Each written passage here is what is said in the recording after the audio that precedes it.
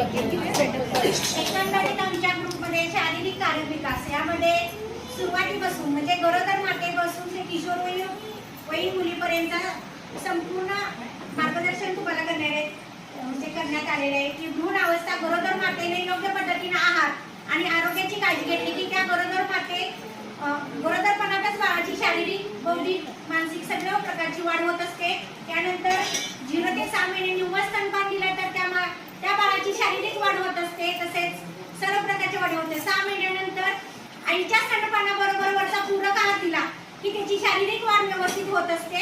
तसेच 1 ते 3 ते 6 वयोगटामध्ये सुद्धा जर 3 ते 6 वयोगटामध्ये आपले बाळ ते अंगणवाडीत आल्यानंतर त्याचा शारीरिक विकास करण्यासाठी आपण कोणत्या ऍक्टिव्हिटी घेत असतो तर सूक्ष्म स्नायूमध्ये किंवा विकासामध्ये आपण मणी ओढणे, चिकट काम करणे, कापणे, चित्र काढणे, हे प्रकारचे गोळे तयार करणे, माती काम करत असते। त्या मुलांच्याकडे जर आपण करून घेतला तर त्या मुलांच्या सूक्ष्म स्नायूंचा विकास होत असते।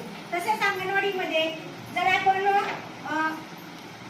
शारीरिक विकासामध्ये स्थूल विकास हा जर करायचा असेल त्या मुलांच्याकडून तर आपण त्या मुलांना उड्या मारणे, उठबस करणे, परत धावणे, पळणे, झोपाळा खेळणे, घसरगुंडी खेळणे, हे सर्व प्रकारच्या ऍक्टिव्हिटी म्हणजे मैदानी खेळ सर्व प्रकारचे आपण जर त्या मुलांच्याकडून करून घेतले तर त्या मुलांचा शारीरिक विकास अतिशय चांगल्या पद्धतीनं होत असते आपल्या अंगणवाडीतील मुलांचा। अशा पद्धतीने आमचा हा गट क्रमांक 2चा शारीरिक आरोग्य विकासाचं मार्गदर्शन आहे।